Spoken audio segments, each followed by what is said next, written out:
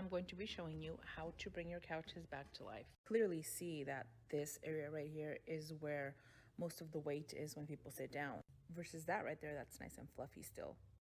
And you can see that there's like an indent, it's not flat, so I'm going to show you how to fix that. All you're going to need is a steamer. You're going to unzip, take this off because it's going to get in the way.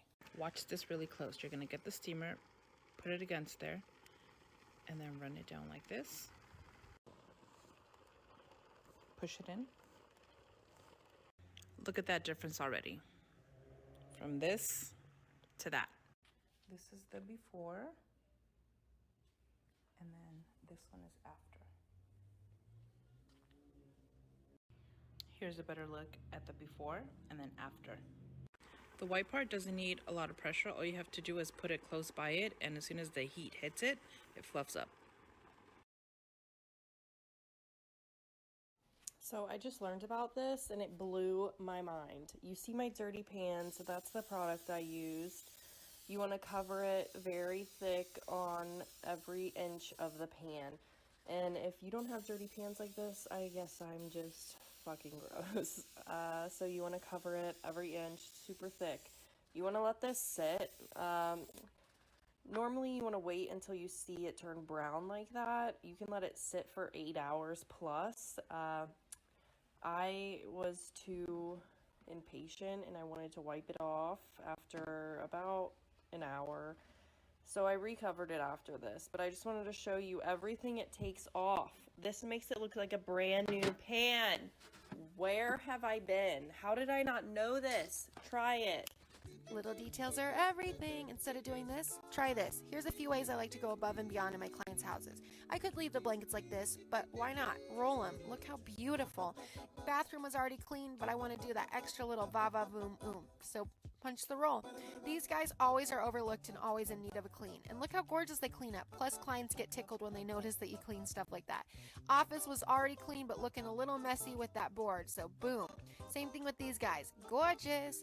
All right, takes 2 seconds, makes the world of difference. Ah, gorgeous. Always put a clean bag in. All right, this was in the closet, but nothing gets past me. Just a little organization. Same thing with this guy, back to the grime. Super easy to clean and such a big difference. Clients love noticing little details like this. I got a text from my client the other day and she said, "You clean the cat tower?" All surprised. And I was like, of course, it's a little detail. I love it. All right, guys, hope you like this. More little details to come. Boom, baby, like and follow for more.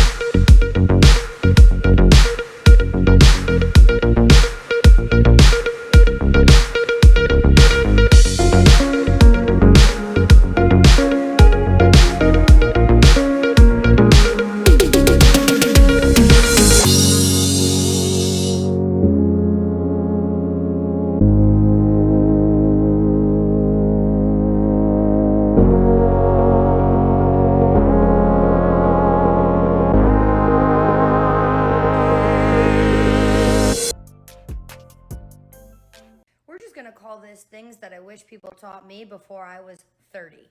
Brand new stove, water overflows on the pot, and it burns the glass top. What do? Leave it? No. Is it ruined? Nope. My best friend. Yes, I know it's very chemically. Don't care. Coat the area that you want cleaned generously. There's even some spots over here I'm gonna get. Yes, that generously. This is the most important part. Do not touch it until it is completely dry, at least 8 hours. I'll see you in 8 to 24 hours. We're at the next morning. It should look like this. Wet with paper towels and then wipe it up. And then the burn is all gone, but you can go one step further. Brand spankin'. Today on Past Coworkers Who Should Have Been Fired. I was getting ready to clock into my shift at KFC when I was stopped by the assistant manager. She was furious, yelling at me about how filthy the store was when she came in, how there was still garbage in the cans, mop water in the bucket, dishes in the sink, crumbs on the counter, and not enough frozen chicken pulled out for the day. Now, I was super stoned because I knew I had to work with her that day, so at first I didn't quite realize what she was telling me. I thought she was just complaining about how poorly the closer had done the night before, until she went on to say that I was getting a write-up and I owed her an apology for causing her to have to rush to get the store ready. As she pulled out the paper that she had already filled out for the write-up, she looked at me and smugly asked, "Do you have anything to say for yourself?" Because this was really disappointing. I gave her a huge smile and I said, "I do. I have one thing to say." She said, "What's that?" I said, "I didn't work yesterday.